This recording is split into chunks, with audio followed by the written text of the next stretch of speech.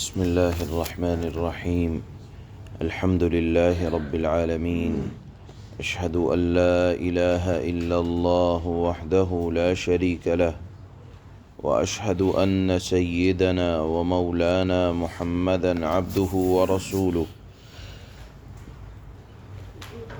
أما بعد فأعوذ بالله من الشيطان الرجيم.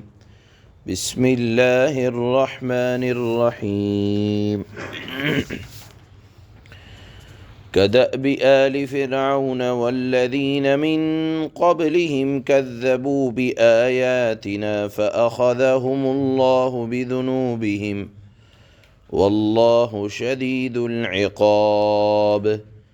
قل للذين كفروا ستغلبون وتحشرون إلى جهنم وبئس المهاد. صدق الله مولانا العلي العظيم. رسول اللہ صلی اللہ علیہ وسلم جب جنگ بدر سے فارغ ہونے کے بعد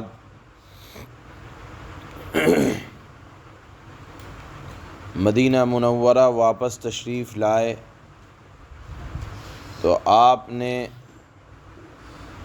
یہود کو مخاطب کر کے فرمایا کہ دیکھو، حق بات کو قبول کر لو، ورنہ جو حال قریش کا ہوا ہے تمہارا بھی ہوگا۔ کہنے لگے، اے محمد صلی اللہ علیہ وسلم، آپ اس دھوکے میں نہ رہیں کہ آپ نے قریش کے چند ناتجربہ کار لوگوں کو اگر مقابلہ کر کے ان پر فتح حاصل کی ہے تو ایسا نہیں ہے۔ ہم سے اگر مقابلہ ہو جائے گا تو ہم جنگ کے آزمودہ کھلاڑی ہیں، ہم سپاہی ہیں، بہادر ہیں۔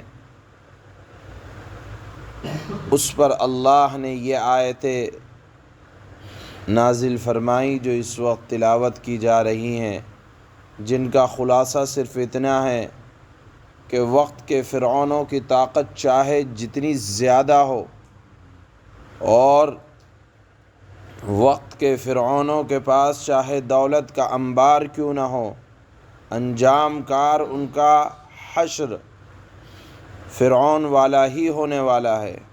چنانچہ آپ جانتے ہیں کہ کچھ ہی وقت گزرا، ذرا سی احد میں پسپائی کیا ہوئی، یہ ان کے حوصلے اور بلند ہو گئے،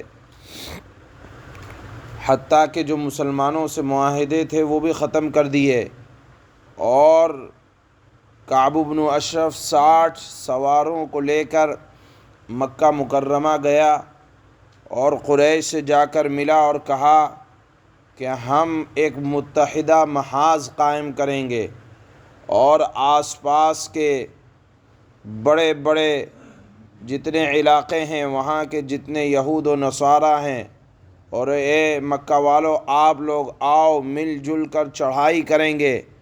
اور حضرت محمد صلی اللہ علیہ وسلم کے متعلق اس نے غلط نازیبہ الفاظ کہے۔ بالآخر تاریخ شاہد ہے کہ اللہ نے تھوڑے ہی دن کے بعد پورے جزیرۃ العرب کو اللہ نے شرک کی نحوست سے پاک کر دیا۔ قریظہ، جو بنو قریظہ کے یہودی تھے، وہ ان کا نام و نشان ختم ہو گیا۔ بنو نذیر والے جلا وطن کر دیے گئے، اور کچھ نصارہ کو جزیہ دینے پر مجبور کر دیا گیا۔ بہرحال جو وقت کے فرعون تھے، اللہ رب العزت والجلال نے آہستہ آہستہ کر کے ان کی طاقت کو کمزور کر کے دنیا سے ختم کر دیا۔ بالآخر 1000 سال تک مسلمانوں کا بول بالا رہا، اور ایک وقت پر اللہ کے نبی صلی اللہ علیہ وسلم نے ایک موقع پر، ایک صحابی کا بیان ہے کہ اللہ کے نبی صلی اللہ علیہ وسلم نے رات کے وقت کھڑے ہو کر ارشاد فرمایا، اے لوگو، کیا میں نے خدا کی باتیں تم تک پہنچا دیں؟ کیا میں نے تبلیغ کا حق ادا کر دیا؟ کیا مجھے جو امانت دی گئی تھی وہ میں نے ادا کر دی؟ کیا جو وحدانیت کا پیغام تھا میں نے پہنچا دیا؟ حضرت عمر فرمانے لگے کہ جی ہاں اے اللہ کے نبی، آپ نے حق ادا کر دیا، حق سے زیادہ ادا کر دیا۔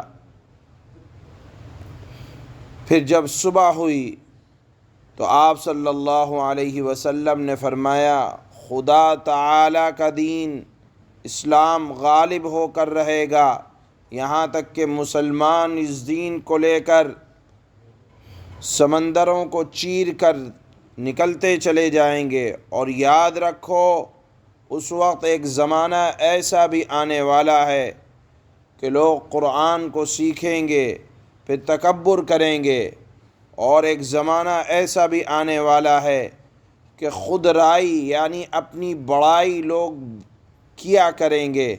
بہرحال اس آیت میں اللہ نے یہ بیان، اور اس حدیث میں اللہ کے نبی صلی اللہ علیہ وسلم نے یہ بیان فرمایا کہ اسلام غالب تو ہو کر رہے گا، لیکن اگر کہیں مغلوب نظر آئے تو سمجھ لینا کہ کہیں نہ کہیں اپنی کمزوری ہے۔ بہرحال آیت میں شروع میں اللہ نے فرمایا کہ وقت کے فرعونوں کی بہت زیادہ دن تک چلا نہیں کرتی، اور ہم دیکھتے رہتے ہیں کہ اللہ تعالی وقت کے فرعونوں کی طاقت کو کیسے کمزور کرتا ہے۔ ہمارا اور آپ کا یہ مشاہدہ رہتا ہے جب ہم دنیا کی تاریخ پر نظر ڈالتے ہیں۔ بالآخر اللہ نے فرمایا کہ اسلام کو غلبہ مل کر رہے گا، یہ اللہ کا وعدہ ہے۔ اللہ فرماتے ہیں كَدَأْبِ آلِ فِرْعَوْنَ وَالَّذِينَ مِن قَبْلِهِمْ كَذَّبُوا بِآيَاتِنَا فَأَخَذَهُمُ اللَّهُ بِذُنُوبِهِمْ وَاللَّهُ شَدِيدُ الْعِقَابِ۔ جو وقت کے فرعون ہیں، طاقتور ہیں، ان کو اپنی طاقتوں پر گھمنڈ ہے، ان کا حال فرعون اور ان سے پہلے کے لوگوں کے معاملہ جیسا ہے۔ انہوں نے ہماری آیتوں کو جھٹلایا، چنانچہ اللہ نے ان کو ان کے گناہوں کی وجہ سے پکڑ میں لے لیا، اور اللہ کا عذاب بڑا سخت ہے۔ قُل لِّلَّذِينَ كَفَرُوا سَتُغْلَبُونَ وَتُحْشَرُونَ إِلَىٰ جَهَنَّمَ وَبِئْسَ الْمِهَادُ۔